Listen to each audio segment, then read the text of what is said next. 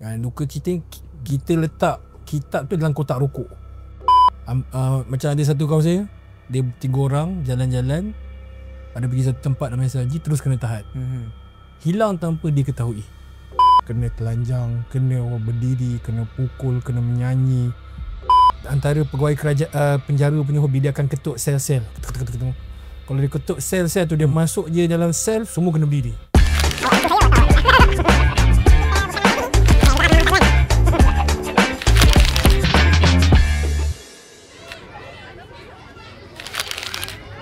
Assalamualaikum warahmatullahi wabarakatuh. Anda bersama saya Fakrul Aziz Kamarudin. Kita bukan rancangan TV, tapi kita dalam podcast Sembang Kita. Apa khabar semua? Terima kasih yang bersama dengan kami. Saya tahu ini adalah satu podcast yang baru kan, dan anda pun tertanya-tanya cerita apa ni. Kita tajuk pun Sembang Kita. So kita je sembang Dan kita ada tetamu lah. Hari ni insyaAllah kita akan kenalkan sebentar lagi. Tapi kepada anda yang baru saja join, bolehlah share kan kepada rakan-rakan kan yang menonton ni. Tengok ni ada cerita baru ni, podcast baru yang kita nak kongsikan kepada anda, pelbagai cerita dan sembang pun kita kan. So apa saja yang sekeliling kita akan kongsikan kepada anda semua insyaAllah. Okay, so terima kasih kepada yang subscribe, terima kasih kepada yang like, terima kasih juga yang komen-komen, berikan inspirasi. Dan kalau ada cadangan, nanti bolehlah share kat bawah tu kan, topik apa yang best, tetamu siapa yang nak bawa kan. Mungkin anda boleh kongsi idea kepada saya untuk kita ni nak bercerita, nak sembang kita. Kadang-kadang kita nampak seseorang figure tu dekat social media lain kan, dekat dia punya dekat TV lain, tapi cerita background dia, behind the scene tu lain pula cerita dia kan. Okay, so hari ni kita sebagai episod pembukaan, kita nak menyelami. Saya seram ni, dia tengok saya dari tadi. Kita nak menyelami dia cerita-cerita yang ada bersama dengan seorang bekas pelajar di Syria. Kan tetamu kita ni orang yang cukup hebat. Saya mula-mula kenal, baru saya kenal waktu pergi misi kan, pergi misi bersama Peduli Insan. Jadi satu tim dengan tetamu kita ni kan, mula-mula kenal. Tapi sebelum tu dah jumpa dah, masa sebelum kenal yang dalam satu misi. Dia hantar saya ke airport. Sama-sama dia kata saya dengan produsen apa semua kan. Tapi tengok risau juga, serah kan. Dia ni garang tak garang, cakap tak cakap, risau kan. Tapi bila pergi sekali, dah jadi kawan lah, jadi sahabat lah. Bersama dengan sahabat saya juga. Jadi kita bersama hari ni dengan seorang bekas pelajar Syria. Itu kita bersama dengan Ustaz Basil. Assalamualaikum Ustaz. Waalaikumsalam. Apa khabar? Salam gitu kan. Dari jauh nampak macam derok. Jangan pegang kepala. If you smell. Aduh, ada orang minta pegang kepala? Tak ada. Tak ada. Awak sentuh saya, awak tahu awak. Terkenalnya je itu kan. Aduh, sihat apa khabar? Sihat. Alhamdulillah. So, apa ni, cakap Melayu ke nak cakap Arab ni, Syria? Melayu kan.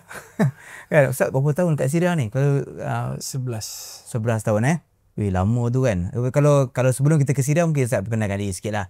Ustaz ni sekarang buat apa ni, background sikit lah dari Malaysia ni. Silakan. Saya Muhammad Basil bin Isharuddin. Sebelum saya belajar di Syria pada tahun 2001, saya belajar di Mak Tahfiz At-Tazkirah selama 5 tahun. Selepas khatam Quran, saya pergi ke Syria lah. Dari tahun 2001 sampai 2008 lah belajar di Mahat. Kemudian saya sambung bahagian ke universiti sampai 2012. Tak sempat habis, lakunya orang kata peperangan lah, rusuhan dan sebagainya. Terpaksa balik lah lepas tu. So, satu tahun bila? Tahun 2012. 2012. 2012. Sempat mengalami revolusi tu 1 tahun lah. Faham. Jadi dah balik tu tak pergi dah? Balik tu tak pergi sebab dia makin teruk. Ingatkan revolusi tu macam yang berlaku pada negara Arab yang lain seperti Mesir setahun, di Libya macam 3 bulan, Tunisia seminggu. Tengok makin bulan makin tahun dah makin teruk, tak balik. Okey.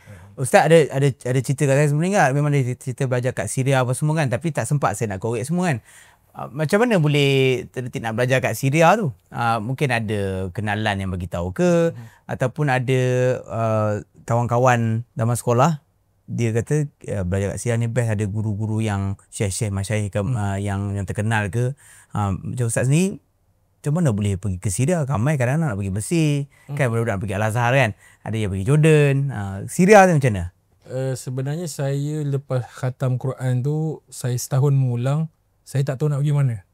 Memang dalam perancangan masa kita hafal Quran tu, perkara yang kita fikir bagi habis je. Tak tahu gimana Tak tahu pergi mana. Mak cakap duduk rumah lah, tak tahu gimana. Mak pun tak cakap rumah.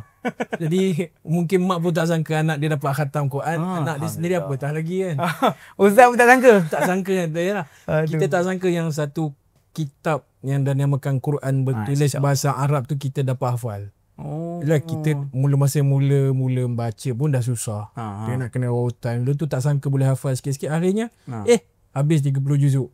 Jadi masa tengah mengulang tu ada guru saya nama Ustaz Nur Raihan, baru balik dari Syria, pernah belajar sana, berkhidmat di mahad kami, dia mengajar. Jadi bila dia tengok pelajar ni dah habis, dia pun cadang suruh pergi Syria. Saya pun pergi Syria lah. Itu je yang dicadangkan. Kita pun tak adalah masa tu tak kenal mana-mana negara Arab. Negara Arab pun tak tahu di mana. Yelah, kita tak pernah keluar dari Malaysia kan. Dia memang cadangkan Syria lah.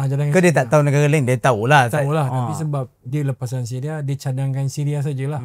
Kita pun memang pergilah belajar. Dia tak tahu nak pergi mana kan. Bila dia cadangkan tu, Ustaz ada Google ke ataupun tanya-tanya ke Syria ni macam mana ke? Terbayang Syria ni macam salji? Tak terbayang langsung. Main gitu je pergi Kita pun ada sikit-sikit macam tu. Pergi je lah. Lagipun dah tak tahu nak buat apa kan. Masa tu SPM pun tak terfikir apa, kita pergi je lah. Memang saya belajar daripada mula memang tak pernah sekolah kerajaan. Jadi nak kata nak ambil SPM tu memang tak terfikir. Just nak sambung belajar. Yang penting dalam bidang agama.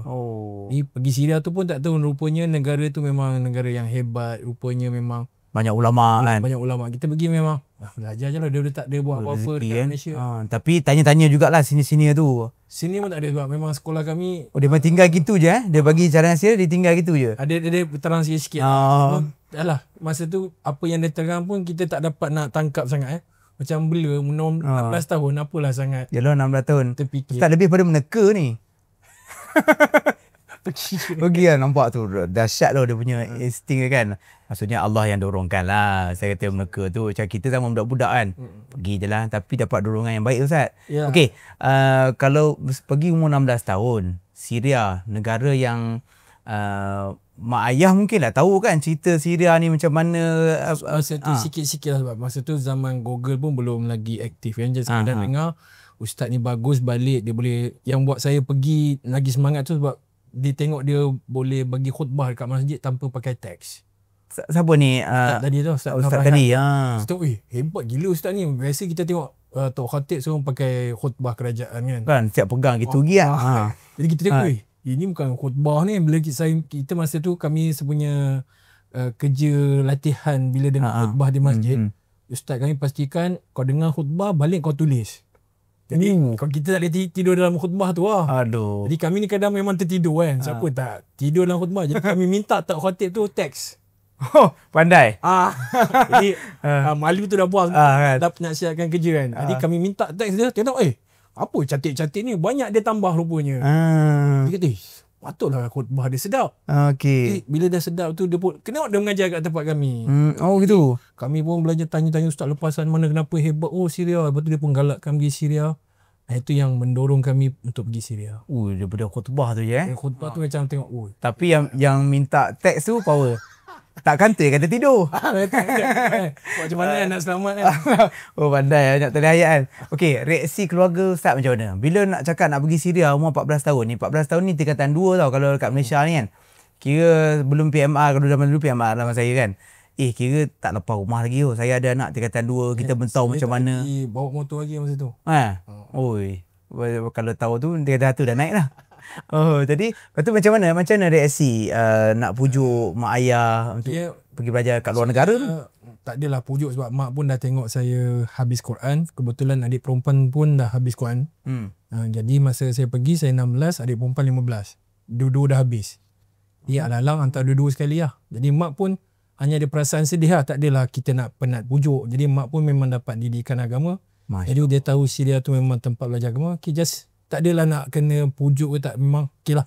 Pergilah belajar. Bismillah je lah. Macam tu kan. Macam tu je lah. Ya, dahsyat. Kami pun macam Beza tu. ikut je lah. Tak ada nak. Dah sebab mungkin Tak sebab nak menangis lah. Mak pun tak sedih sangat kan. mak sedih lepas tu. Lepas tu kan. Mungkin sebab mak pun dah terbiasa berpisah dengan sebab duduk asrama kan. Jadi kita pun dah tahu dah yang kena buat pengorbanan, kita pun pergi je lah. Okey. Ustaz masa pergi tu dengan tak ada pendedahan awal, tak ada gambaran awal. Kalau sekarang ni budak-budak sekarang dia dah boleh Google kan, dah boleh tengok TikTok ke apa ke, macam mana suasana kat sana, nak sambung belajar. Ustaz masa pergi tu pertama kali jejak kaki kat Syria kan. Apa yang Ustaz boleh gambarkan perasaan masa tu, excitednya? Perasaan saya tu berkekalan selama 6 tahun lah. Saya macam aku pergi negara Arab belajar. Macam blur je. Bila dah sampai negara Arab belajar, pergi temu duga belajar, just follow je track orang susun. Sampai dah habis baru kata aku kat negara Syria, tempat yang ada ramai ulama. Barulah lepas tu buat keputusan aku nak belajar betul-betul, baru sambung belajar lepas tu. Di Syria juga, di bahagian university. Tapi selama tu memang saya macam blur. Syria ni macam ni, ikut je. Masa ikut tu ikut siapa? Ikut yang orang sini lah. Sana kata okey kau daftar ni sebab umur kau 16 tahun. Elok belajar mahat masih muda. Kita ikut je lah. Belajar mahat ada ilmu ni. Barulah masa tu kenal ilmu yang agama yang lebih luas. Usul fiqh, mustalah hadis, tarikh tasyrik. Banyaknya ilmu agama. Bila dah habis tu macam tak puas. Masa tu lah buat keputusan aku nak kekal di Syria dan dah belajar. Sebelum pergi sampai mustalah hadis semua tu kan, Ustaz memang pandai bahasa Arab masa Malaysia? Sikit-sikit je. Contoh sikit-sikit tu. Assalamualaikum. Waalaikumsalam. Malu ke? Sadaqallahul azim. Sikit-sikit. Okey, dengar Assalamualaikum, Waalaikumsalam, Sadaqallahul azim tu. Macam mana Ustaz pergi Syria, negara bahasa Arab? Sebenarnya pada tahun 1 semester pertama di Mahat ada 2 semester. Semester pertama, tahun pertama tu saya dah tak lulus 4 mata pelajaran. Sekolah tu menetapkan hanya boleh lulus 1 saja, kalau tak kena buang. Jadi saya kata aku tak lulus 4 ni. Kalau semester kedua markah campur kena buang Saya fikir satu, aku pelajar tahfiz, Quran pun boleh hafal. Saya pun kata semua ilmu aku hafal walaupun tak faham. Itu riak ke apa? Tak, semangat lah. Nak jadikan satu dorongan untuk diri lah. Puluh lah sebab bukan riak bukan dia. Sebab masa tu yang kita baru belajar bahasa Arab, masalah kita adalah kalimah baru untuk betul. Nak ingat. Jadi kita hafal lah antaranya bahasa kitab sejarah hal, bahasa Arab kan, sirah Nabi. Kita hafal lah, kalau orang kata buat karangan tu hafal sebiji macam kitab. Apa yang kita tak faham yang kena karang kita hafal saja. Macam Quran lah, tu play dia semua. Jadi alhamdulillah tahun pertama tu bila campur markah dengan semester kedua lulus. Lega lah. Tapi berkat tu kita dapat kalimah-kalimah Arab yang baru lah. Kira power lah budak-budak hafiz Quran kan. Sebab dia memang dah dengan bahasa Arab kan. Tinggal lagi dia tambah sikit dah bagi faham makna dalam Quran tu. So dia memang boleh pakai lah. Tapi kalau pergi kedai takkan baca Quran lah. Dia makan masa lah sikit-sikit. Jadi kadang-kadang yelah walaupun dah belajar dekat negara Arab, cakap Arab tu kadang makan masa juga untuk berani. Akhirnya ada satu ketika tu yang saya ingat tiba-tiba boleh cakap Arab betul, bergaduh dengan Arab pasal padang bola. Tiba gaduh kan. Boleh. Maki tu balik orang macam ni pun cakap Arab. Maki dalam bahasa Arab tu macam ngaji tu.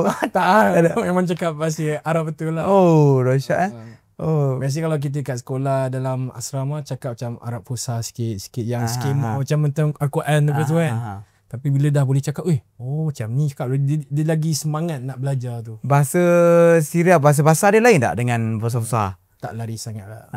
Tak jauh lah. Kalau macam Mesir kan, kalau Kaifahal dia jadi Izayyak kan. Lepas tu kalau Mekah Rohfin. Dia pakai juga? Dia pakai juga, tapi dia masih, kalau guna bahasa baku tu dia boleh faham lagi lah. Okey.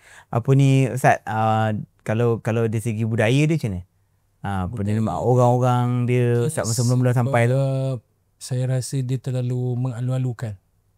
Dia buat saya nak meneruskan lah.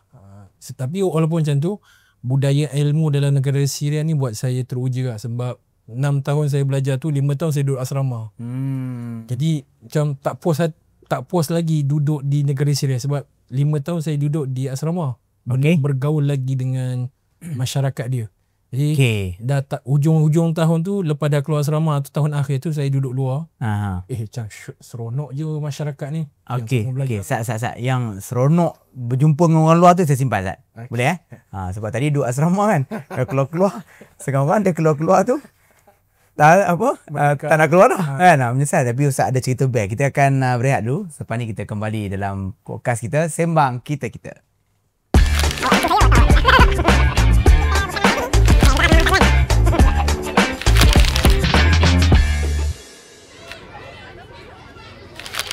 Okay, Ustaz, kalau sama sikit cerita pasal Ustaz tadi dah duduk asrama lama, lepas tu dah keluar-keluar jumpa orang luar kan. So, macam mana beza budaya layanan orang Syria dekat Ustaz? Pasal Ustaz orang Ajam lah, orang Ajam ni macam orang foreigner kan, orang asing. So, datang jumpa budak-budak pula. So, dia beza tak? Sebab saya dengar macam orang Arab ni, macam contoh Mesir, kan pernah juga pengalaman pergi sana.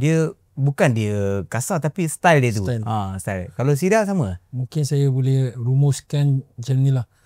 Ketika pelajar Mesir yang sudah biasa dengan Arab, Mesir yang suka cakap kasar, bila dia datang negara Syria, Arab Syria marah pun dia suka. Punyalah nak kata Arab Syria ni lembut. Tengah marah pun kata macam macam tak marah. Sebab dia dah biasa dengan budaya Mesir yang sikit-sikit marah, yang cakap gaya marah. Mesir tu tengah nasihat tapi ingat marah. Tapi yang Syria ni marah, dia ingat macam baiknya macam tu. Belum jumpa yang lagi baik. Tu baik. Dan pernah lah satu ketika tu pelajar Mesir, saya bawa pelajar Mesir jalan kat Syria.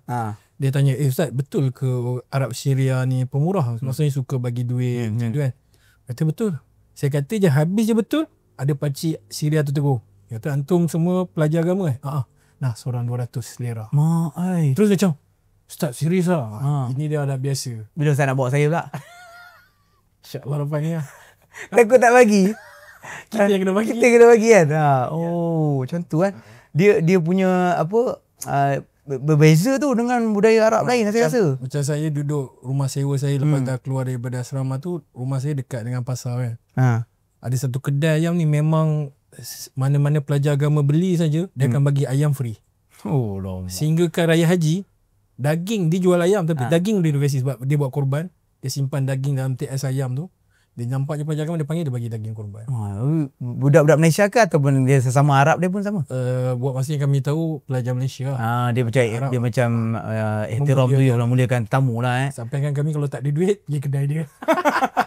Bawa nak beli tapi dapat free lah. Kalau Amu tu dengar dia kata dia orang ni datang sebab last saya pergi dia masih ada lah supaya dia berada sikit. Amin kan.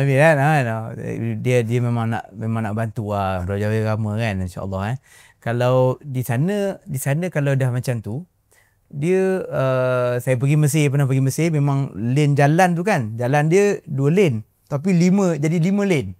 Lepas tu kalau accident tu kan, macam bergaduh besar tapi settle dia sallu ala Nabi kan. Kalau di Syria gaduh kurang ada juga. Bahasa dia lembut sikit. Dia kalau dia marah pun marah yang ayat dia macam dari Barcelona, Kef. Dia macam ni kau ajar lah. Lebih kurang. Itu yang biasa pelajar Mesir kata. Tapi lembut. Lembut. Kau nak kena kan. Kalau besok kau ada lain kan. Rare. So kira patutlah Ustaz cakap soft spoken sebab berapa tahun Ustaz dari Syria? 11 tahun lah. Mesti ada budaya-budaya Ustaz bawa balik kan. Alhamdulillah. Ustaz tak ada marah ni. Ustaz tak ada marah. Mana marah ke? Manusia kan. Sentuh saya, awak tahu saya siapa kan. Okay Ustaz, kita cerita sikit lah kan. Korang tahu sekarang ni pun Syria adalah negara yang bergolak kan. Bergolak bukan baru tapi dah lama, berbelasan tahun. So kalau kita boleh cerita sikit kat penonton kita ni, dia start konflik di Syria ni bila Ustaz? Dia macam bersambung daripada konflik yang bermula di Tunis.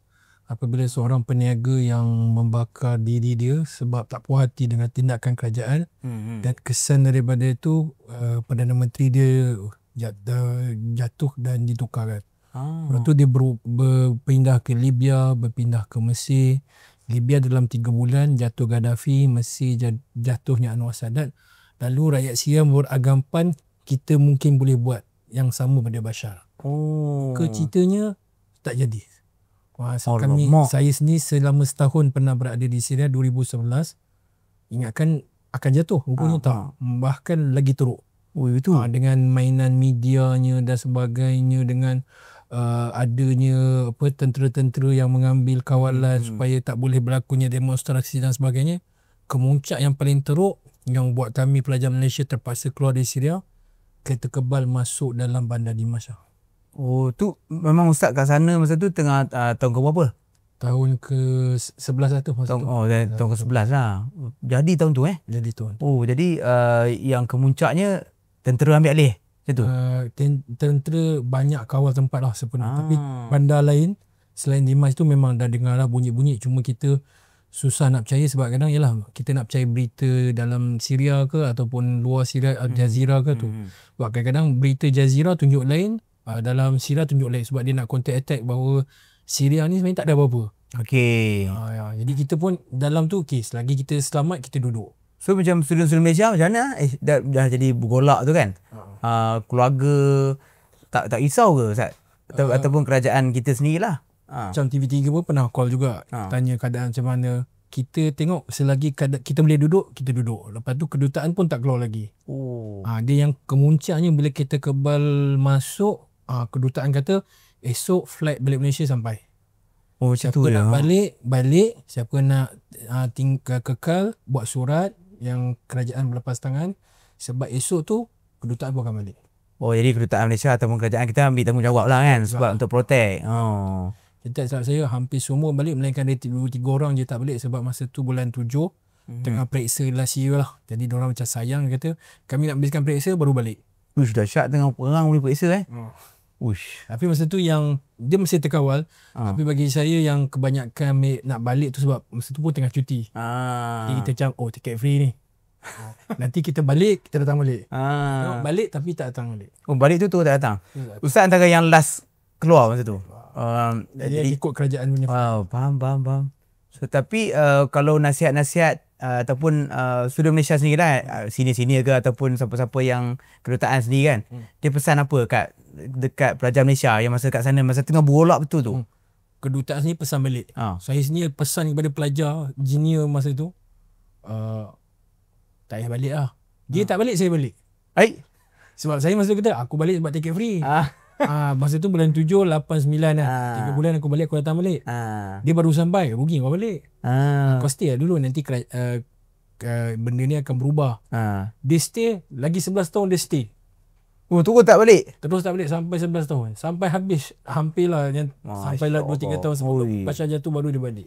Ni yang terkini lah. Sebelum kita masuk situ kan. So masa tu antara yang dipesan oleh kerajaan ataupun kedutaan ataupun sini-sini lah, dia kata korang ni jangan buat apa ataupun apa hak dia, mungkin boleh keluar ataupun boleh ambil gambar, jaga diri masing-masing lah, berhati-hati. Gitulah. Sebab tentera di mana-mana ada beberapa checkpoint, jadi sentiasa kena bawa pasport. Saya sendiri pun pernah kena tahan lah. Baru balik mengaji, alamak nampak tentera, kena tahan. Dia pun panggil, kau apa pelajar Malaysia? Boleh cakap Melayu lah? Tak, saya cakap tu kan. Cakap Melayu kau kagum kat saya. Saya pun kagum lah. Lepas tu dia tanya, kau pelajar Malaysia? Pelajar kamu? Lepas tu dia tegur saya, apasal perut kau besar? Body shaming? Body shaming lah. Kau sepatutnya pelajar kamu jangan besar sangat, kurus. Dia masih, kita pun cuak. Nasib baik dia tegur perut, tak kisah. Yang penting dia lepaskan saya. Nasib baik menyelamatkan Ustaz? Menyelamat lah.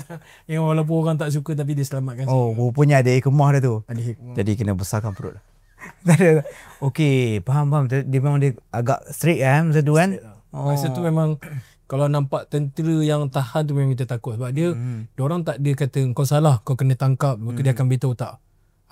Macam ada satu kawan saya, dia 3 orang jalan-jalan, ada pergi satu tempat namanya Salji, terus kena tahan.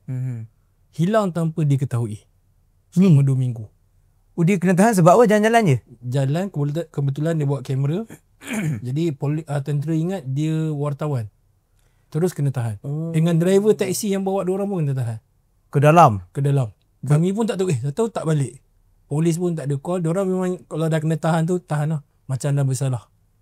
Tahu dah masuk penjara bawah tanah. Padahal kamera je. Kamera. Patut dia orang pernah pesan macam tempat-tempat tentera tak payah ambil gambar apa semua kan. Yang ni mungkin dia nak buat konten lah kot. Tak payah macam kita lah dulu masa zaman kebetulan yang kawan saya buat kamera tu, zaman tu orang tengah ambil kamera, suka ambil gambar DSLR. Betul lah kan. Tiba dia dicop sebagai wartawan. Jadi dia terus kena tangkap.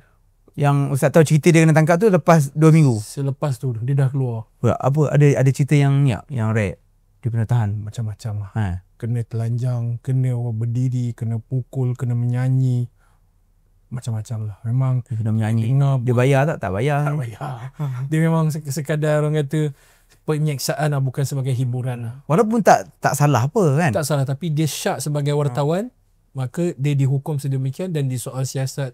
Dan kami yang buat untuk boleh tahu dia tu, sebab kami tengok dah 2 minggu tak boleh. Maka kami minta tolong Syekh yang ada sedikit jawatan kerajaan untuk tanya diorang. Tanya-tanya, rupanya dalam penjara. Maka di situlah kita dapat tahu, masuk campur tangan embassy semua, dan diorang boleh dibawa keluar tapi tak boleh duduk dalam Syria, kena dihantar balik terus. Oh, jadi selamatlah Alhamdulillah Pengalaman diorang sangat perik lah. Saya tanya kawan saya, macam mana? Kata hampir setahun bila dah balik Malaysia tu masih fobia bila kata antara pegawai kerajaan penjara punya hobi, dia akan ketuk sel-sel. Kalau dia ketuk sel-sel tu, dia masuk je dalam sel, semua kena berdiri. Kalau tak berdiri, dia akan pukul. Ataupun dia dah masuk, semua dah berdiri, dia akan pukul lah siapa yang dia nak. Jadi diorang ni bila dengar bunyi sel tu, macam fobia kan. Dahsyat kan dia punya pengalaman. Dia trauma lah Ustaz Dia trauma. Dia trauma kan. Kalau dia pengalaman kawan Ustaz tu, kalau boleh cerita kat sini kan, dia akan cerita pasal Ustaz pula. Ustaz sendiri tak ada ke pengalaman dah duduk sana kan dengan bergolak tu? Ustaz tak pernah kena tahan ataupun kena tangkap? Ustaz ni cerita sini habis sini lah. Dia masa bergolak tu adalah, tapi saya rasa pengalaman yang paling takut adalah sebelum bergolak tu ada satu ketika saya buat post kitab ke Malaysia. Kita kumpulkan kitab kawan-kawan. Pergi Ma'rad, pergi apa, pergi. Dah banyak kan, kena hantar lah. Luka kita letak kitab tu dalam kotak rokok.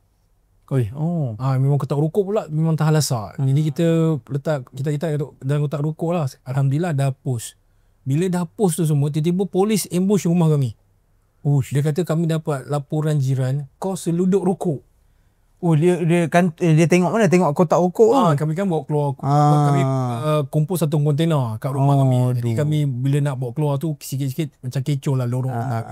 Jadi Arab duk perhati. Rupanya dia ingat kami seluduk rokok. Aduh. Bila dah seluduk rokok, dia buat laporan polis, tentera semua datang ambush. Dia ambil apa semua yang ada. Komputer semua. Alamak. Sekali dia minta kami, ini semua barang yang terlarang. Sebab kebetulan ada satu kitab yang saya miliki tu, salah satu penulisnya Syekh Abdul Fattah Abu Ghuddah, dia memang dicop sebagai ikhwan muslim. Kitab tu memang tak boleh beli dan sepatutnya tak boleh masuk dalam Syria. Jadi dia minta kami buat sentiasa laporan ke balai polis yang dia tetapkan lah. Lepas tu semua kena angkut tu? Semua kena angkut. Jadi kami mingguan selama sebulan masa tu pergi ke balai polis tentera yang dia minta datang. Dia akan minta keterangan seorang-seorang. Minggu ni dah, minggu depan. Sampai dia puas hati, akhirnya macam kes tu kita selesai lah. Dia percaya cakap kami. Barulah Macam mana confident bagi dia percaya tu? kita terang lah statement yang kami bagi selama 4 minggu selama semua. Konsisten lah. Konsisten. Apa alasannya kata kita tak nak rokok sebab lasak. Sebab tak lasak. Itu kenapa ada kitab yang terlarang lah, kita beli kat expo kitab. Itu mana kita tahu kan macam mana kami nak buat masuk. Kami pun orang luar kan, tak tahu sangat. Dia akhirnya boleh terima, tapi buku tu dia tak bagi balik lah. Dia simpan lah. Tapi barang-barang semua komputer tahan. Dia bagi balik lah. Alhamdulillah. Antara yang best dalam bab tu, komputer kawan saya tu ada virus, ada password semua, nak buka masuk password dah. Password hilang. Maksudnya tak payah masuk pakai password dah. Dia boleh hack lah. Hack balik. Dan virus dalam komputer kawan saya pun hilang sekali. Package. Jadi ada untung sikit lah. Yang sama kawan saya cuba nak hilangkan tak boleh, akhirnya SB tu hilangkan. dia power lah. Power lah. Dia ada antivirus tu. Dia antivirus yang kuat lah. Kan, dahsyat kan. Kira dia alang dia format sekali tu. Dia format pun. Tapi dia boleh pecahkan password tu, kira hebat juga. Power kan. Dia punya perisikan dia kan. Sebab dia nak cari maklumat lah. Tapi kalau ada benda-benda yang sulit dalam tu, bahaya juga kan. Sebab tak ada apa-apa kan. Kadang-kadang takut juga yang kokot kawan-kawan ada tersimpan. gambar-gambar ataupun video ikhwan muslim ke apa kadang buka kan. Alhamdulillah tak ada lah. Nasib Tidak baik. boleh dia dikaitkan dengan buku tu. Buku tu ada satu je kebetulan Syekh tahqiq dia Syekh Abu Fatah Burda. Jadi dia tak kuat sangat lah hujah dia tu kan. Tapi kalau ada bukti-bukti dan kita tengok je semua video kan. Mana kita tahu siapa ni. Faham. Okey, itu cerita rare Ustaz tu. Dapat kena tahan tapi tak sampai ke dalam lah. Tak, Alhamdulillah, syukurlah. Kalau tidak kita panggil lagi satu episod. Aduh. Okay Ustaz, di Syria Ustaz fokus bidang apa? Syariah. Syariah kan? Masa Mahat Syariah, masuk universiti Syariah dan Undang-Undang. Lepas tu kemudian Ustaz balik tahun bila? Ustaz takharuj ataupun grad daripada saya tak sempat grad ada setahun. Saya kata saya balik bulan 7 2012 tu, cadang nak balik sekejap tapi terbalik terus. Oh itu 2017. So balik tu Ustaz sebagai apa pula sekarang ni? Kalau imam dan juga tenaga pengajar di Mat Tafiz di Jalan Semarak Kuala Lumpur. Okey, so pengalaman Syria tu cukup mahal lah Ustaz balik ni teringat tak nak bagi sana balik, nak duduk sana ke? Teringat. Sebab kita keluar tu tanpa orang kata ucapkan selamat tinggal kan. Jadi kita macam tak puas lagi duduk. Jadi macam aku sepatutnya ada lagi 2 tahun. Kenapa gitu. Tak tahu macam mana kan. Mungkin yalah dah duduk lama sangat tak reti nak balik. Kena keluar agak. Kan tapi Allah tu cantik lah. Cantik. Sebenarnya Ustaz boleh pergi lagi. Kalau penonton nak tahu, Ustaz sekarang dia merupakan pengurusi Pertubuhan Peduli Insan. Jadi dapat pengalaman saya ada pernah satu misi dengan Ustaz. Kita pergi di sempadan Syria lah kan. Camp Azaz. Camp Azaz masuk sempadan Turki. So saya tengok Ustaz punya excited tu lain macam bila dapat balik Syria kan. Perasaan Ustaz bila dapat balik tu Ustaz rasa macam mana? Ya, macam balik kampung lah. Ya sebab saya daripada umur 16 dia banyak membesar kat sana lah. Hingga kan kalau masa tu jalan di Syria tu lagi saya hafal berbanding jalan di Malaysia tu, tahunya Kuala Lumpur yang tempat saya tinggal. Patut Ustaz tak ada kat hotel tau. Betul. Dia balik seorang-seorang dia kan. Pergi mana? Ustaz pergi masjid, pergi jalan sana sini kan. Ustaz memang betul-betul rindu kan. Alhamdulillah kan. So pengalaman yang sangat mahal lah Ustaz. Okay, jadi Ustaz kita dah pun sampai ke penghujung dah Jadi kalau Ustaz ada sikit lah harapan ataupun apa-apa nasihat kepada pelajar-pelajar yang menonton kan, yang nak belajar tak kisah di mana, di Syria ke, di Mesir ke ataupun belajar di luar negara lah, khususnya belajar-belajar agama kan. So apa nasihat Ustaz kepada adik-adik kita ni? Pergilah belajar seawal umur yang mungkin. Jangan buang masa, terutamanya pada negara-negara Arab ni kerana tempat tu tempat para nabi pernah jejak kaki dan juga ada para sahabat, para ulama-ulama sehingga sekarang. Ambillah faedah daripada mereka. Kita pun tahu pepatah Melayu dia kata jauh perjalanan luas pandangan. Jadi pengalaman tu yang paling berharga. Bila kita keluar, berbeza kita punya pengalaman dalam Malaysia. Dalam Malaysia bagus, tapi kat luar tu pun bagus juga. Kita ambil yang baik, kita bawa balik Malaysia, kita gabungkan apa yang juga di dalam Malaysia. Bukannya kita ambil yang di luar, kita tolak yang di dalam. Tak. Ambil yang baik, kita gabungkan apa yang dalam Malaysia supaya lagi bertambah baik. InsyaAllah mahal InsyaAllah. Ustaz bagi misi, next misi ada lagi lah. InsyaAllah Pertubuhan Peduli Insan bawa kan. Jangan lupa saya. InsyaAllah. Okay, kita ucapkan terima kasih banyak-banyak kepada Ustaz Basil. Semoga Ustaz terus maju jaya insyaAllah. Jadi imam, lepas tu guru Mat Tafiz lagi. Ada tanggungjawab untuk bersama dengan Peduli Insan lagi. Semoga kita kata banyaklah manfaat yang Ustaz dapat berikan kepada masyarakat kita insyaAllah. Dan saya rasa penonton-penonton yang menonton episod ni Ustaz, dia ada persepsi yang lain dah tentang Syria. Dulu nampak perang. Tapi sekarang ni Alhamdulillah Syria pun dah bebas kan, dah kembali. Dan semoga kita doakan bumi Syam ini kan, Syria dan juga seluruh bumi Arab yang lain dikurniakan rahmat dari Allah SWT dan kembali aman seperti biasa insyaAllah. Okey, Ustaz terima kasih banyak.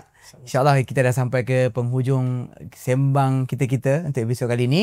So kalau ada cadangan, ada komen, ada cadangan penonton pula dah. Penonton tak datang sini. Cadangan tetamu ataupun topik-topik yang menarik, anda boleh komen di ruangan komen. Jadi saya tak tahulah lepas ni tetamu kita siapa lagi. So insyaAllah kita bertemu di lain episod. Terima kasih kepada anda yang terus bersama dengan kami. Kita jumpa lagi. Assalamualaikum warahmatullahi wabarakatuh.